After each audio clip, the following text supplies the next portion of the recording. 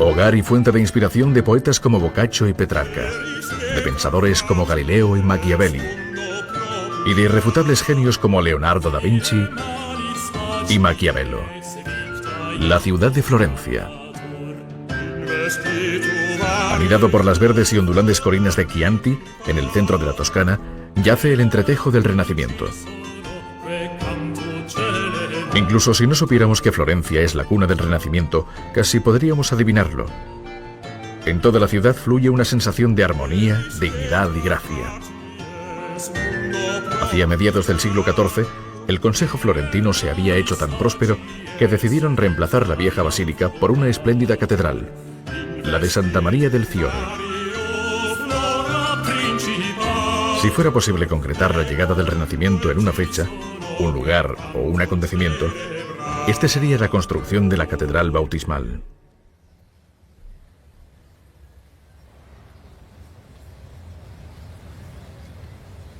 En 1401 se organizó un concurso para el diseño de la puerta principal. Este fue el primero de una serie de comisiones públicas que ayudaron a abastecer y financiar el Renacimiento. Un escultor local poco conocido, Ghiberti, fue quien ganó el concurso y esculpió la Puerta de la Gloria. El espacioso y abovedado interior está decorado por intrincados mosaicos que brillan con la luz y por soberbios frescos que dibujan escenas bíblicas y decoran tallas de santos y de la Sagrada Familia.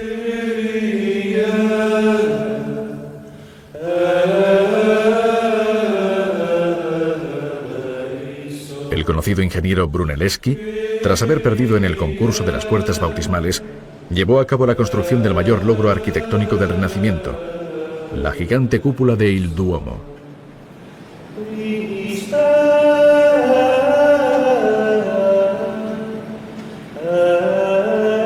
Toda la catedral es símbolo de la determinación florentina de siempre tener lo más grande y lo mejor. Llevó 150 años de trabajo, desde 1294 hasta 1436.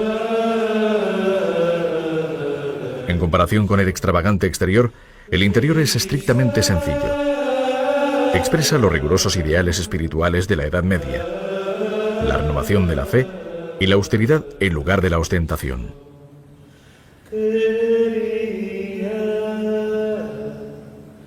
En la nave central, el gobierno construyó monumentos dedicados a muchos ciudadanos notables, entre ellos al escritor Dante Alighieri. La catedral se construyó gracias a donaciones públicas como iglesia del Estado.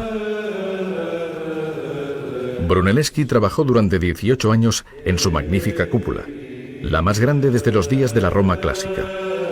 Originalmente, él quería decorarla con mosaicos del estilo gótico, pero años más tarde acordó este monumental fresco.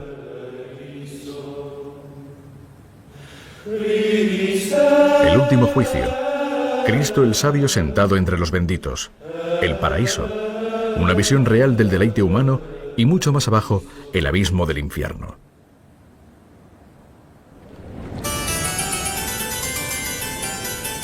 A 278 pies de altura se encuentra la torre del campanario contigua. Vale la pena el esfuerzo de subir para admirar la maravillosa vista panorámica de la ciudad. Escojamos el lugar que escojamos, no hay modo de no ver o grabar los más maravillosos lugares de Florencia.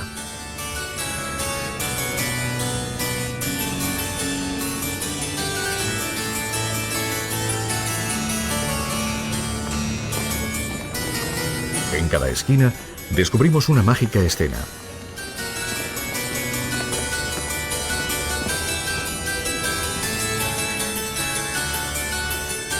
Pero no debemos ir deprisa o seguro que nos perderemos algo.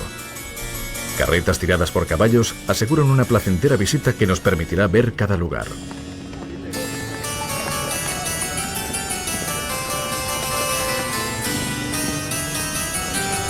No muy lejos se encuentra la Catedral de San Lorenzo, la iglesia conmemorativa de la familia Medici. Construida en 1419, fue la primera iglesia con el estilo auténtico del Renacimiento. La plaza que hay delante de la iglesia es el corazón de Florencia. Durante todo el año es visitado por miles de turistas. Día y noche está llena de vida. En esta capilla conmemorativa, justo al lado de la plaza, se encuentra la mayor obra escultórica de Michelangelo. las figuras alegóricas del día y la noche, del amanecer y del anochecer. A pesar de que ambas estatuas están inacabadas, tienen una enorme potencia expresiva.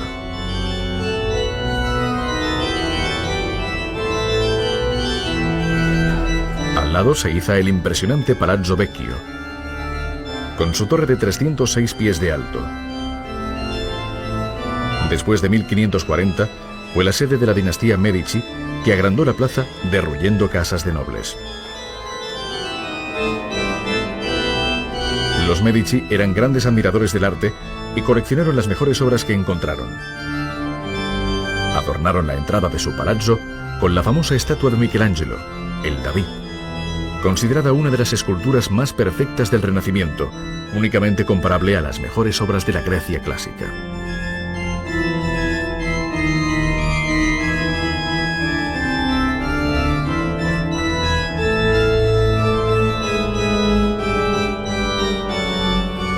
El Palacio Pitti y los jardines Boboli eran la residencia de los Medici. Ellos rediseñaron la ciudad a su gusto. Los palacios e iglesias pasaron a ser edificios suyos. En la iglesia de Santa Croce, construida en el año 1300, los Medici pudieron atraer a los mayores pensadores de la época, incluso tras su muerte. En este cementerio yacen las tumbas de Michelangelo, Galileo y Machiavelli, junto con los sepulcros de otros grandes personajes de Florencia.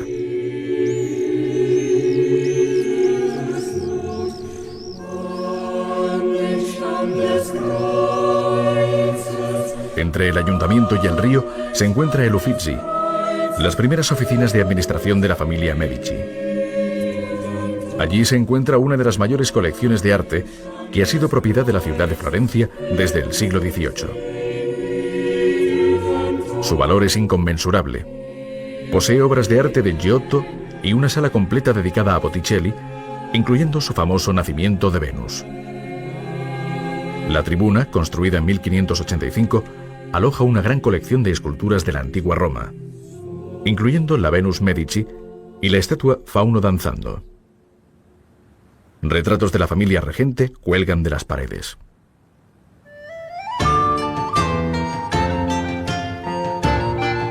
Pero Florencia no es solo una ciudad museo que recoge arte del pasado.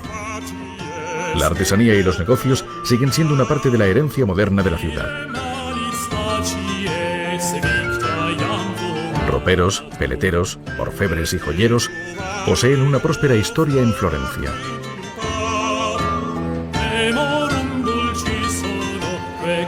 Especialmente en el Ponte Vecchio, el Puente Viejo. Este puente sobre el río Arno es uno de los puentes medievales más pintorescos. Siempre está lleno de gente por las casas y las orfebrerías que hay a sus lados, dejando un estrecho caminillo en el centro. Los orfebres siguen sacando adelante su negocio. Florencia, la cuna del Renacimiento, la ciudad que se alza ante el atardecer de la Edad Moderna, fue llamada por los romanos Florencia porque sabían que florecería, lo que de hecho ha sucedido.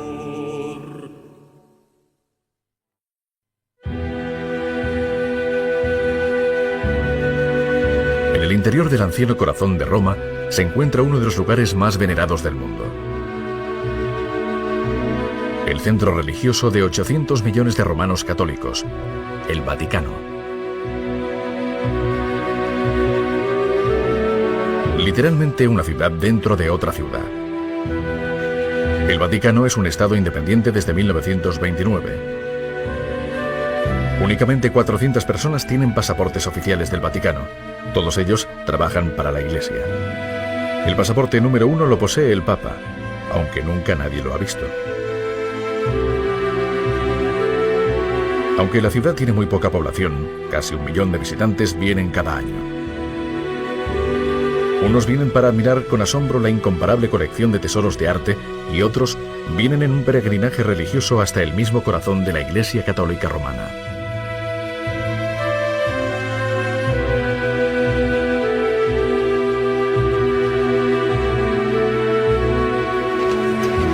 Como centro de la fe cristiana, el Vaticano ha sido la sede del Papa durante casi 2000 años.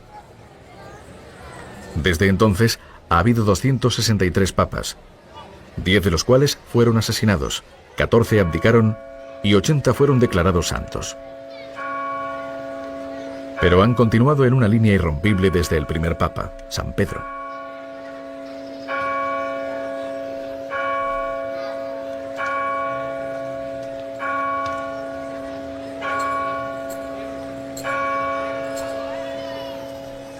Antes de que existiera el Vaticano, la sede estaba ocupada por el palacio del emperador Nerón.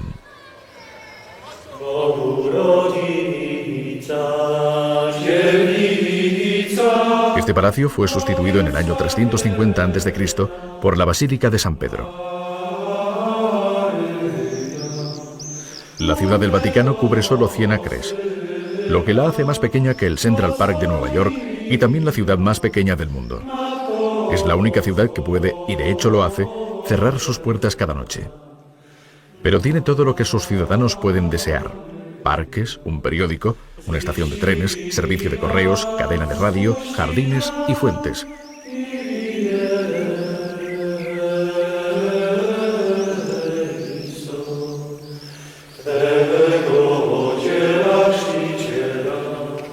El Vaticano también tiene algunos de los mayores tesoros artísticos del mundo.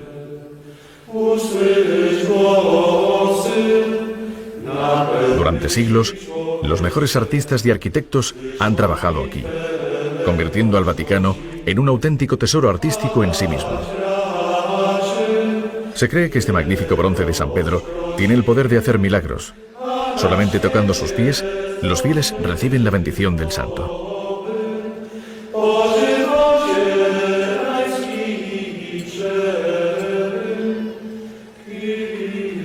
El magnífico altar de bronce fue diseñado en el siglo XVII por el brillante escultor y arquitecto Bernini. El altar se encuentra en la Basílica de San Pedro, justo sobre la tumba del santo y bajo la gigante cúpula diseñada por Michelangelo. Elevándose hacia el cielo, el altar se considera tan sagrado que solo el Papa puede impartir misa desde aquí.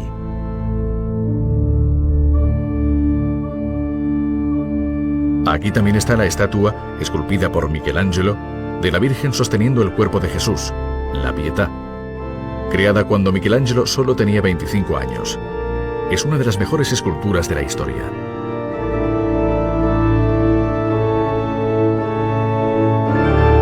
Pero el sentimiento consagrado que rodea el lugar es mucho más valioso que los adornos y el arte.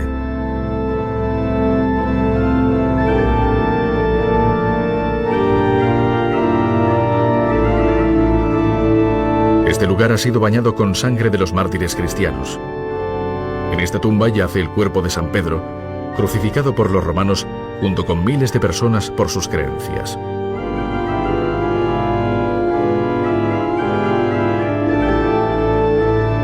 Bajo el poder de los emperadores Calígula y Nerón, esta fue la sede del circo romano, en el que los cristianos eran despedazados por animales salvajes para entretener al público. Cerca de aquí están las ruinas de la cárcel en la que los prisioneros esperaban su fatal destino. Cientos de cristianos esperaron aquí la hora de su ejecución, incluyendo los santos Pedro y Paul. A pesar de que los simpáticos guardias ayudaron a Pedro a escapar, él tuvo una visión de Jesús que le preguntaba por qué escapaba. Pedro volvió a la espera de su crucifixión. Al final, pidió que lo crucificaran boca abajo porque no se creía digno de morir del mismo modo que el Señor. Su nombre, junto con el de cientos de mártires, es conmemorado en esta placa.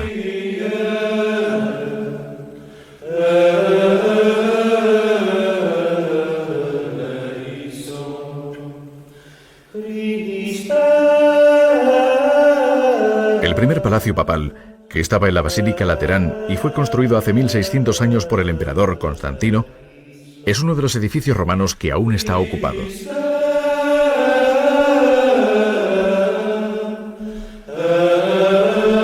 Algunos de los primeros papas, cardenales y consejeros de la Iglesia se reunían aquí, en la niebla de la grandeza romana, para establecer las reglas que siempre guiarían a la Iglesia. El Papa todavía sigue viniendo aquí una vez al año para lavar los pies de los pobres. La Basílica, fuera del Vaticano, fue la residencia papal desde 1377, año en el que se construyó un nuevo palacio dentro de las paredes de la Ciudad Vaticana. Este magnífico puente, considerado el más hermoso de Roma, conectaba el Vaticano con el antiguo castillo papal de Sant'Angelo.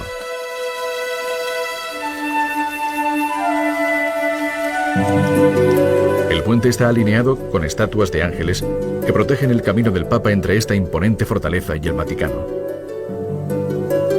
Cientos de papas buscaron refugio aquí en tiempos difíciles y sobrevivieron a los ataques de docenas de enemigos, tanto religiosos como políticos.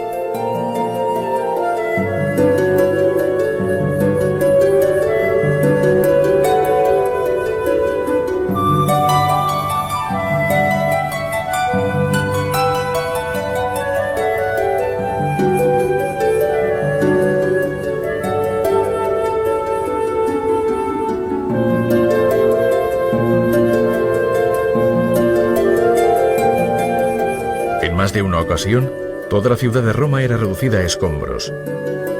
Pero el castillo siempre se ha mantenido firme. Incluso hoy en día, hay un pasadizo subterráneo que conecta el castillo con el Vaticano, que en caso de necesidad podría izarse.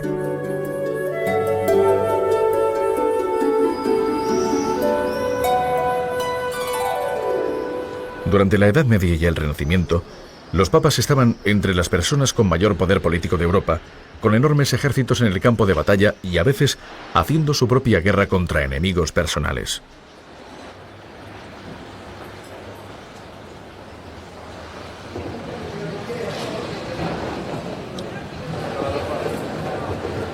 Durante este periodo, las calles de alrededor del Vaticano estaban plagadas de peregrinos religiosos y soldados que venían a Roma para recibir la bendición del Padre Sagrado antes de ir a la guerra o a una cruzada santa, frecuentemente pagados por el Papa.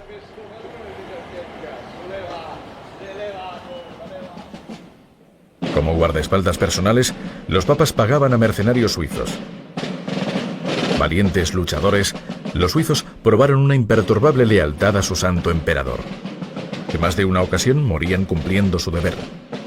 En 1527, 147 de ellos fueron asesinados en la Basílica de San Pedro cuando Roma se vio atacada por los españoles. Hoy, después de más de 5 siglos, los guardias suizos siguen protegiendo al Papa. Y a pesar de que pueda parecer puramente casual, en 1998, 4 miembros de la Guardia Papal fueron asesinados.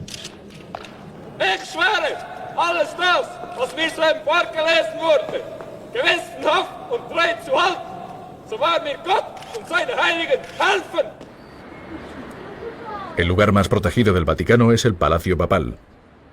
No solo porque el Papa viva allí, sino también porque es donde se encuentra el Museo del Vaticano, una de las mayores colecciones de arte del mundo. Aquí se encuentran obras de Michelangelo, de Da Vinci, de Botticelli, de Rafael y de cientos más.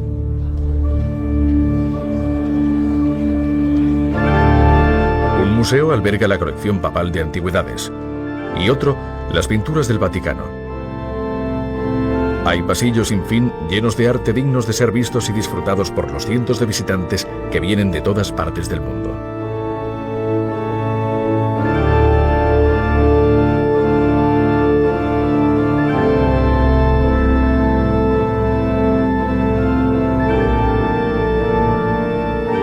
Un museo está completamente dedicado a los tesoros de la antigua Grecia y Roma, incluyendo esta estatua de Hércules, la estatua de bronce más antigua.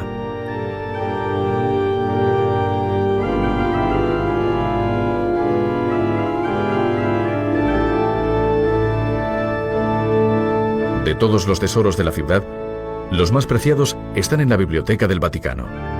No están hechos de oro ni de plata, pero estos tesoros son los registros completos de la Iglesia. Cientos de libros incluyendo preciosos manuscritos medievales, copias de evangelios y cada decisión y ley que han pasado por la Iglesia yacen aquí.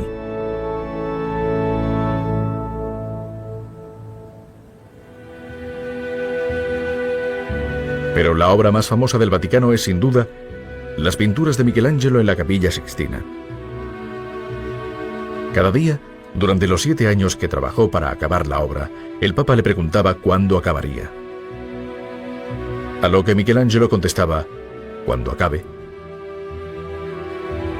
Los paneles del techo principal representan escenas del libro del Génesis, incluyendo la famosa pintura de la creación de Adán. Con un fuerte contraste, el final de la pared termina con la escena del último juicio, en la que Cristo decide quién se salvará y quién estará condenado.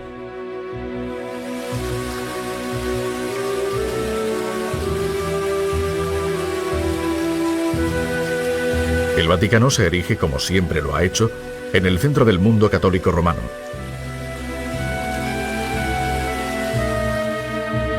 Cada tarde, cientos de fieles vienen a oír al Papa. Su título completo es Arzobispo de Roma, Vicario de Cristo, sucesor del Príncipe de los Apóstoles, Pontífice Supremo de la Iglesia Universal, Patriarca de Occidente, Primado de Italia, Arzobispo y Metropolitano de la provincia romana, Soberano del Estado de la Ciudad del Vaticano y Sirviente de los sirvientes de Dios. También es el guardián de uno de los más ricos tesoros artísticos de la historia del mundo.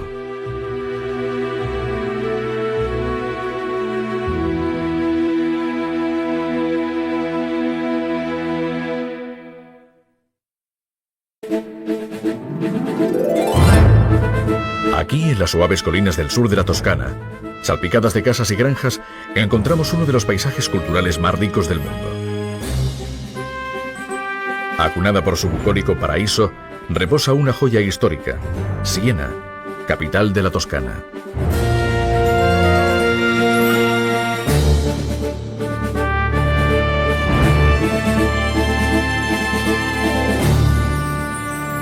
Al entrar en Siena, damos un paso hacia atrás en la Edad Media, pero no hacia la cara oscura de esa época, con plagas, la peste y la guerra. No, el espíritu de Siena es mayor que el de Camelot. En el campo o plaza mayor, casi pueden verse los jinetes a lomos de sus caballos y oír sonar las trompetas. La magia ronda por las calles y 2 veces al año, en julio y en agosto, los habitantes de Siena recrean la historia local con la Palio, una espectacular carrera de caballos por la plaza de la ciudad. No es un simple reclamo turístico. Los residentes de los barrios, llamados contradas, se apiñan en la plaza para animar a sus caballos y a sus corredores favoritos. Y el vencedor se convierte en un héroe local.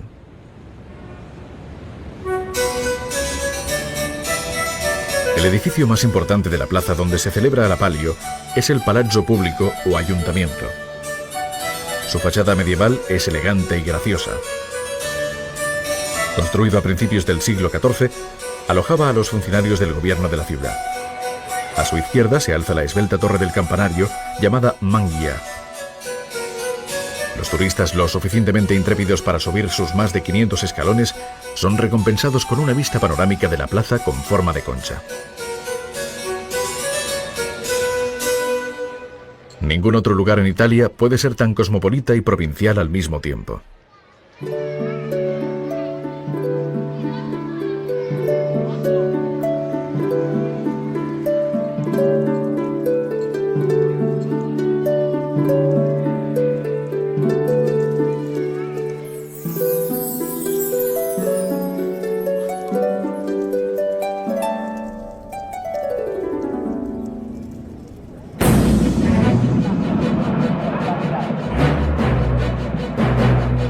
Continúan los preparativos para la Palio. Los días anteriores a la carrera, los nervios afloran. La suerte juega un papel importante. Los caballos son medio salvajes.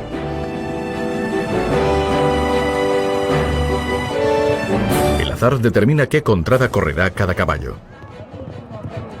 Los jinetes, que son mercenarios, deben montar sus corceles sin la ayuda de silla o estribos.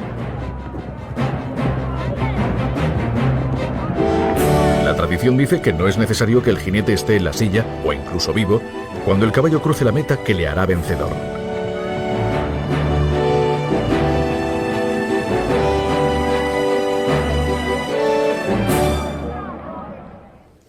En contraste a la salvaje cabalgata de la Piazza del Campo, encontramos el convento de Santa Caterina.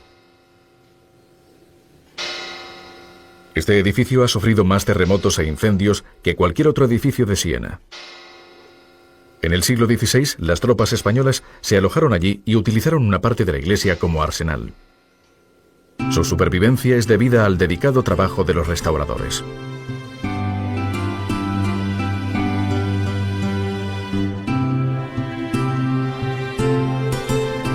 Los vecinos prefieren pensar que se conserva gracias a la intervención divina por el gran número de reliquias que se guardan allí.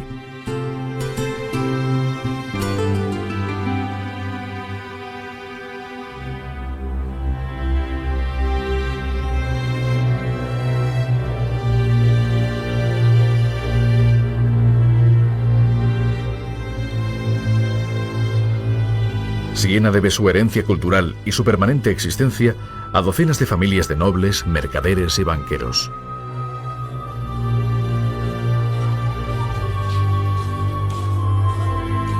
El Palazzo Salimbene es la sede central del Banco Monte Paschi, el banco más antiguo del mundo. Los Salimbenes eran los recaudadores de impuestos del Papa. Su palacio luce el famoso friso de cabezas que ha sido del mismo modo que el convento de Santa Caterina, restaurado durante los años. Esta es la catedral más grande y antigua de Siena. Se construyó en 1136 a petición del pueblo. En aquella época Siena era una ciudad rica. El arte y comercio trajeron mucha prosperidad que ayudó a construir la catedral.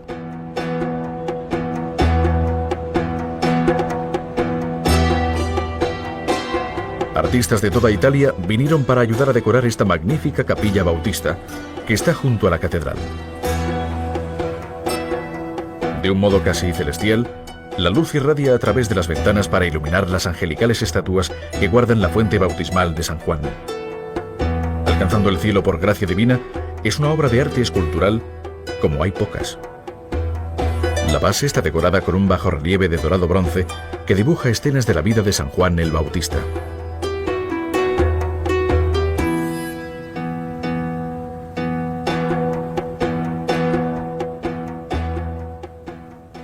En 1284, el nombrado artista y arquitecto Giovanni Pisano fue el encargado de construir la fachada de la catedral.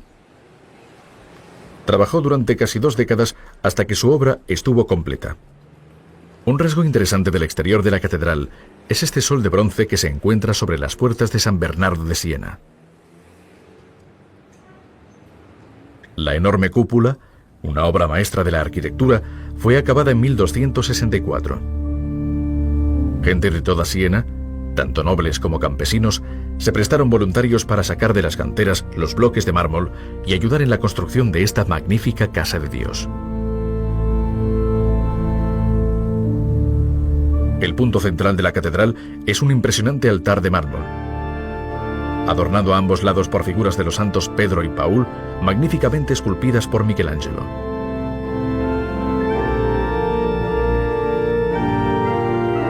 Cuando la catedral estuvo terminada, parecía pequeña para el próspero pueblo de Siena. Se pretendía agrandar la iglesia, pero la llegada de la plaga negra en 1348 puso fin a esos grandes planes. Actualmente, la catedral es considerada una de las iglesias más bonitas de Italia.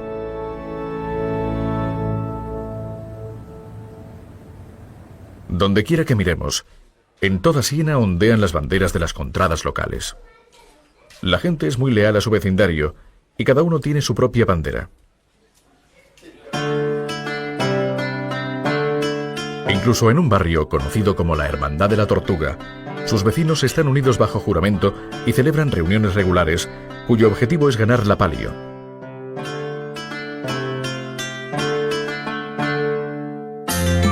Sus coloridos disfraces están muy arraigados a la tradición y a la historia de Siena, y es un gran honor ser escogido para llevarlos. Únicamente los mejores jóvenes de cada contrada son seleccionados. Hay los abanderados y los pajes, pero los papeles de mayor importancia son el de capitán y el de mozo.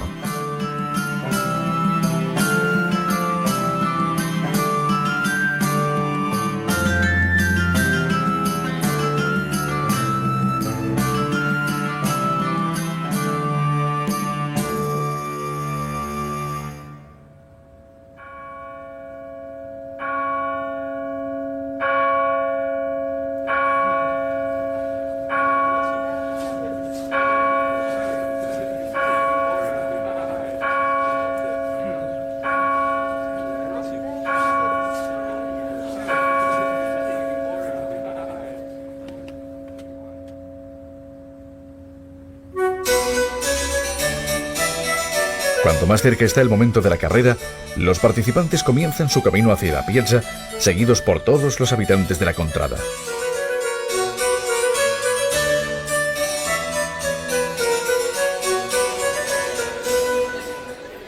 Finalmente, todo está preparado para el magnífico espectáculo de la palio. Con la excitación se ponen en juego grandes sumas de dinero. No se conoce soborno ni dopaje de los caballos. De hecho, como es una carrera de caballos libre, todo está permitido.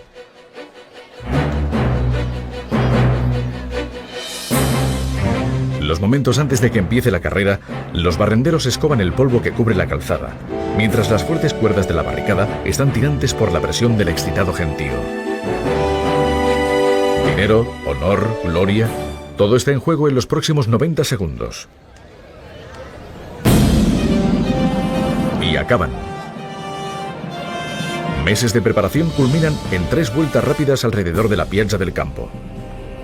Es todo o nada. El segundo o el tercer lugar no cuentan.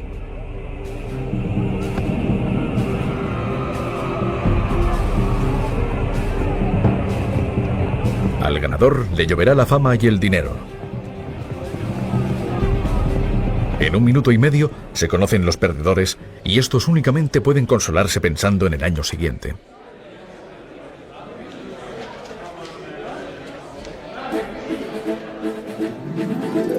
Pero ganen o pierdan, las contradas lo celebran contra viento y marea. Cada vecindario celebrará el final de la palio con un gran banquete, bailando y cantando. Estas son las tradiciones de la idílica Siena, en donde la historia permanece viva. Realmente, el espíritu del pasado sigue vivo en los corazones y en las mentes de la gente de Siena.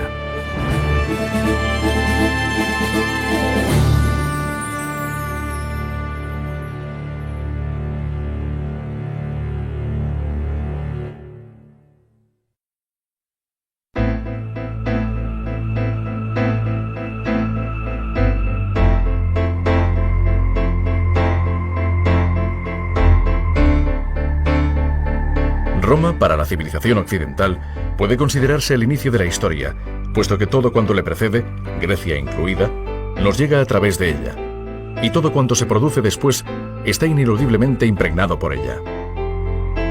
Pero es que Roma constituye también la fuente en la que bebe la afición a la historia, y sobre todo su espectacular compañera, la arqueología popular, que convierte las piedras en objeto de admiración no tanto por lo que representan como por lo que son, es decir, por su calidad de restos, de fragmentos. No es necesario esperar al romanticismo para que se produzca esta veneración de la decadencia, puesto que el mismo Renacimiento se impregna ya de ella.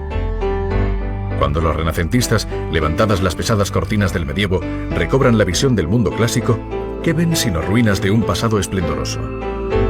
Y esta visión no tan solo les sume en la melancolía por lo perdido, sino que les impulsa a incorporar estos fragmentos de piedra a su vida cotidiana, a su arte, produciendo una revolución del gusto impensable hasta ese momento. Los romanos, en sus conquistas, acostumbraban a aprovechar las edificaciones existentes para levantar sobre ellas sus propios edificios. La civilización occidental, desde el Renacimiento hasta nuestros días, y salvo escasas y muy criticadas excepciones, se ha dedicado a realizar lo que podríamos considerar la operación inversa. En lugar de poner lo nuevo sobre lo antiguo, lo que hace es desenterrar lo antiguo y ponerlo, cual escaparate, ante lo nuevo. Se trata de una operación que carece realmente de precedentes. Y de esta forma nace Roma, la Roma que conocemos, la Roma en gloriosas ruinas, cuya magnificencia fragmentaria no puede ser igualada a nuestros ojos por ninguna utópica promesa de reconstrucción. Los turistas contemporáneos, imbuidos por un tardío pero efectivo furor romántico, no viajan a Roma para contemplar lo que fue, sino para ver lo que es. Para asombrarse de la espectral belleza que ofrece el desmembrado esqueleto de una civilización que de esta forma instala su gloria no tanto en el recuerdo o en la imaginación, como en el reciclaje infinito de sus restos.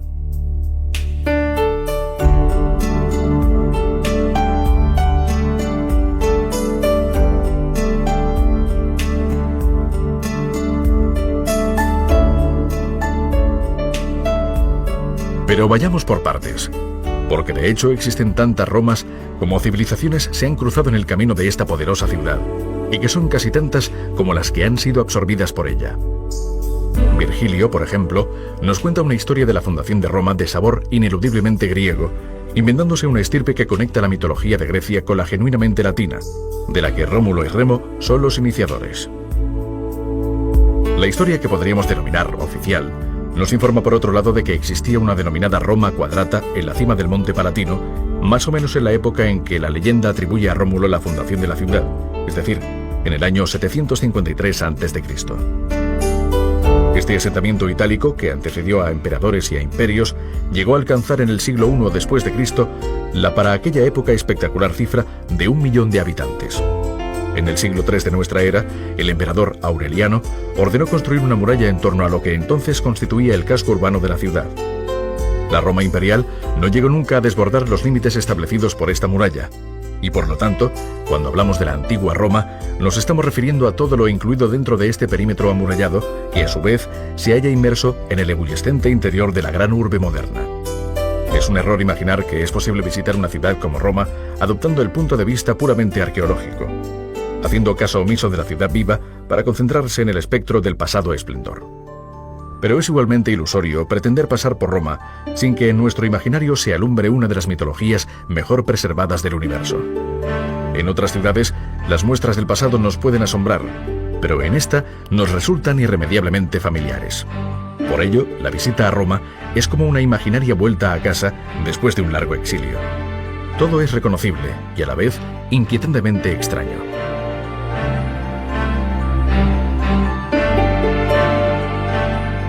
Roma es única, pero al mismo tiempo se encuentra infinitamente repetida a lo largo del imperio. Las características de la gran urbe pueden encontrarse en las ciudades romanas de nueva planta, distribuidas por toda Europa y el norte de África. Todas estas ciudades, como Roma, empezaron siendo de planta cuadrada, como habían sido originariamente los campamentos de la tropa. En dos de los lados había una puerta que correspondía con el extremo de las calles más importantes. La mayor de ellas se llamaba Cardo y era longitudinal. La menor, denominada decumana, era transversal. Estas puertas, que en provincias acostumbraban a ser de construcción sencilla, en Roma eran descomunales. Porque todo en Roma es grandioso.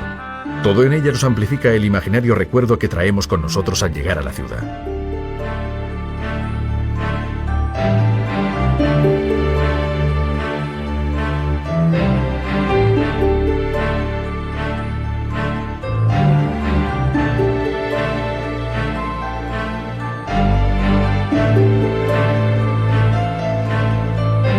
La parte más importante de la ciudad romana es siempre el foro, en el que se sitúan los templos y los principales edificios de la administración pública.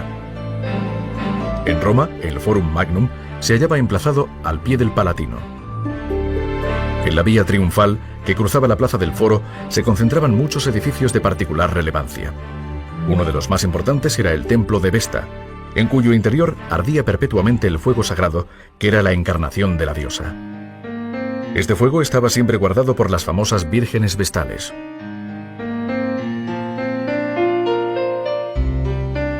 Cuando César subió al poder, hizo algo más que levantar el consabido arco triunfal en el foro. Se preocupó por los problemas urbanísticos de la gran ciudad y mandó construir un nuevo foro para descongestionar el anterior. Sus célebres disposiciones que prohibían aparcar en el centro o descargar mercancías durante las horas diurnas no están muy alejadas de las que rigen hoy en día la ciudad moderna. Augusto fue otro emperador que se distinguió por sus numerosas construcciones. Durante su mandato, la ciudad fue embellecida y numerosos templos y otros monumentos fueron restaurados. Pero la mayoría de emperadores se distinguieron principalmente por las obras y remodelaciones efectuadas en los foros. Trajano, emperador oriundo de Hispania, y que es en gran parte responsable del aspecto actual de Roma, no dejó de construir su foro, y lo hizo en un sector que empezaba a denominarse ya Zona de los Foros Imperiales. El foro de Trajano, debido al gran arquitecto Apolodoro de Damasco, es uno de los más admirables. Del impresionante conjunto de monumentos que concurren en el interior del espacio delimitado por las murallas de Aureliano, el más emblemático es sin duda el Coliseo. Este grandioso anfiteatro, que otorga a Roma su imagen universal, fue la gran obra arquitectónica que produjo la dinastía Flavia.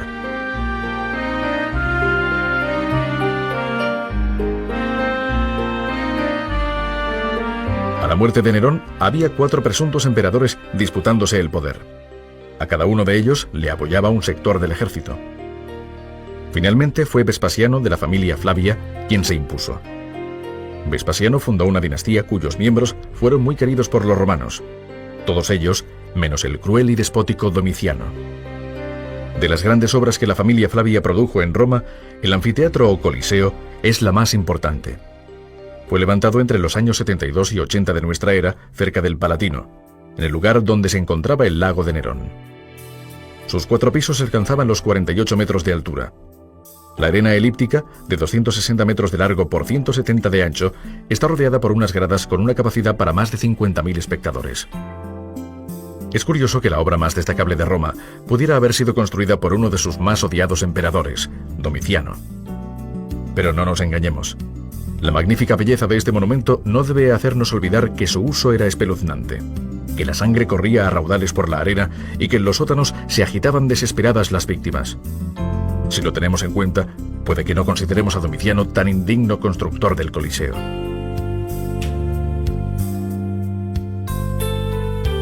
Columnas y obeliscos también son elementos muy característicos de la arquitectura triunfal de Roma. La columna de Marco Aurelio es, junto a la columna trajana, una de las más hermosas de su estilo.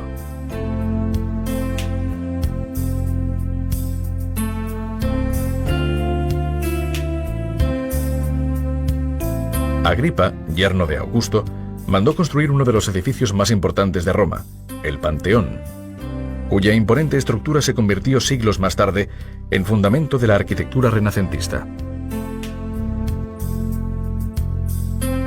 En el barrio judío, la piedra antigua deja de ser independiente y se funde con las construcciones populares. Los capiteles, las estatuas, las columnas abandonan su condición monumental y se inscriben en la humilde mampostería. Dejan incluso de ser ornamento para ejecutar labores de apoyo o cobertura. Aquí el gusto por la ruina desaparece y se yergue el verdadero espíritu de los constructores romanos, aquellos que edificaban sobre los cimientos y los muros de las anteriores culturas.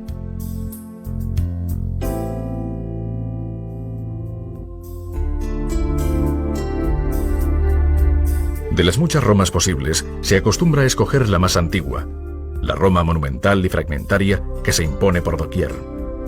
Pero Roma es una ciudad viva, una ciudad acostumbrada al cotidiano y a veces despreocupado coloquio con sus piedras. En Roma, poco a poco, la mirada se acostumbra al monumento, a la magnificente presencia de un templo, a la sorpresa de un arco de triunfo, al colosal hieratismo de una estatua, y aparece entonces la verdadera ciudad, la que surge de la mezcla y el movimiento, aquella en la que nada se privilegia y todo se funde en un paisaje fluido y sin aparentes límites temporales.